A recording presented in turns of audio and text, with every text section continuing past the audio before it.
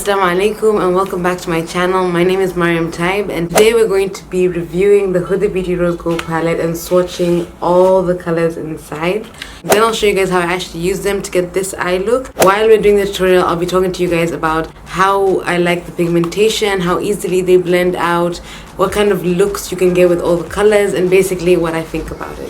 Before we go into the swatches, let's talk a little bit about the packaging. I love Huda Beauty's packaging. Like, she always puts her eyes and makes sure it's her, so you see it and you're like, there's Huda. I love how simple it is as well. A light cardboard box and it just flips up. This thing is clear and you just have the eyeshadows there. It's simple, it's super easy to carry around. I know like there's some palettes, the Modern Renaissance palette or the Naked 3 palette, which is really like velvety on the outside or has like super cool designs. I'm not really a big fan of that. I like my makeup to be really simple, so this is like right up my street. The only thing, of course, I would have loved if this was a mirror, and inshallah maybe with her other products she'll put a mirror in it. I really don't care. I love this palette. I love it.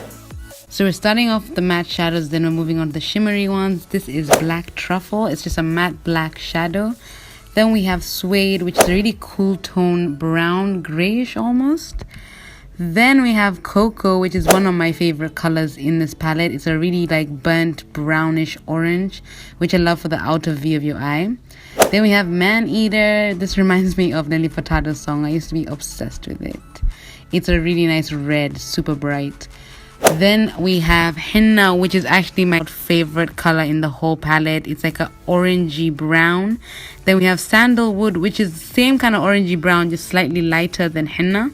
And I like these two together as a crease and a lid color. Then we have Bauce, which is a really nice purple color, which also goes really well with Flamingo, which is the next color.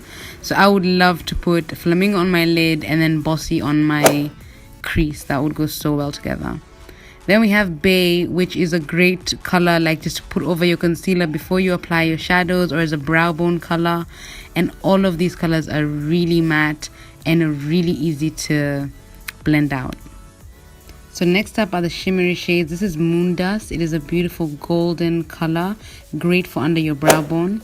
Then Angelic. Oh my god, this is my favorite color of all time in any palette in the world. It is so beautiful. You actually just have to see this one to believe it. Next is Trust Fund. This is the first foiled shadow. They're beyond creamy. Beyond. I've never felt anything like this before. Rose Gold, which is the rose gold color, which the whole palette is named after. Then we have 24K, which is a brilliant yellowish gold. It is a very yellow gold. Then we have Fling, which is a color I'll be using in the tutorial today. It's just like a really deep red or maroon almost. It's really, really pretty. Then there's Dubai, which is a really unique color that I'm excited to use. I've never really used a coppery green like this before.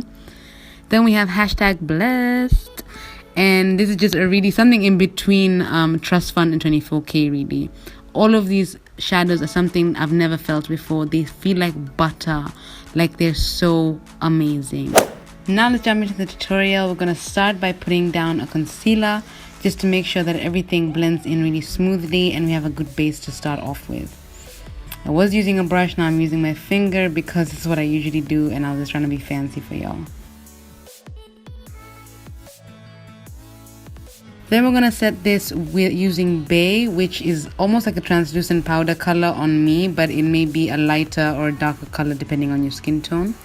Then we are going in with Man Eater, and I know it looks a bit messy now. We're going with a fluffy brush. Just put it into your crease and just keep going back and forth. Make sure it blends out really nicely.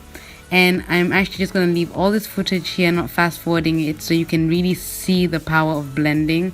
Just keep going back and forth with it and keep checking that it's alright.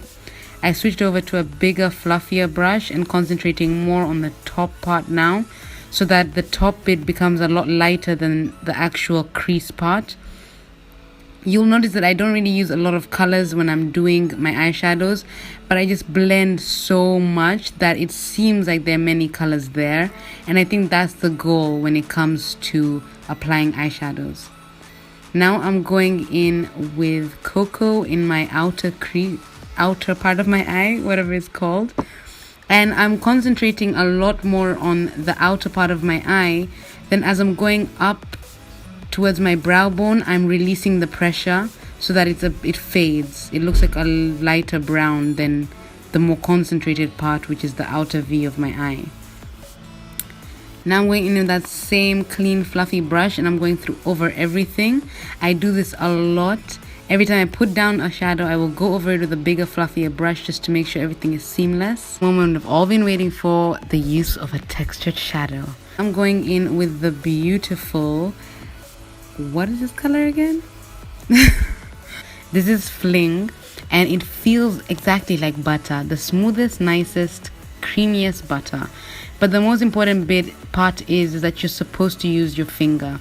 If you use a brush, then you're going to find that it isn't pigmented and it isn't coming off almost at all onto the brush or onto your eye. So now I'm going in with sandalwood and I'm just brushing up that line in my between the crease and this color so that it's not rough around the edges. Now I'm going in with a mix of angelic and bay.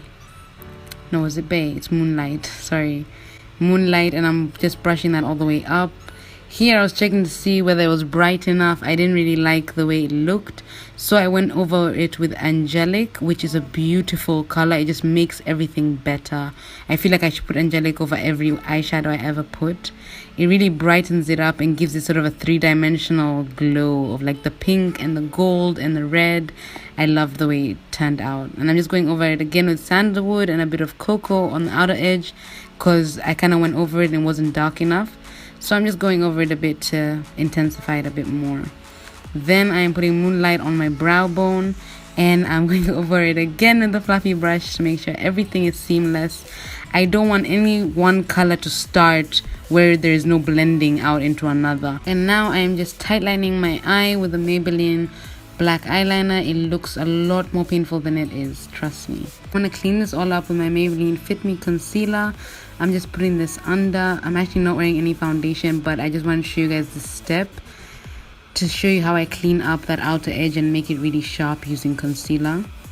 So as you can see, I just literally brush it past. It's the easiest thing and it makes it look like your eyeshadows are super sharp. I'm just taking a bit of henna and I'm putting it as close to my waterline as humanly possible, because it's really important to balance out the eyeshadows. You can't have a lot of eyeshadow at the top and not anything at the bottom. Makes you look a bit weird. Now I'll be applying my They're Real mascara by Benefit, and then I'll be applying the Revlon one as well, because I love putting on more than one coat of mascara. I just find my eyelashes become more voluminous and longer on mascara. And that's it, guys. I really hope you guys enjoyed this tutorial, and if you haven't already, don't forget to subscribe, like, comment. See you later.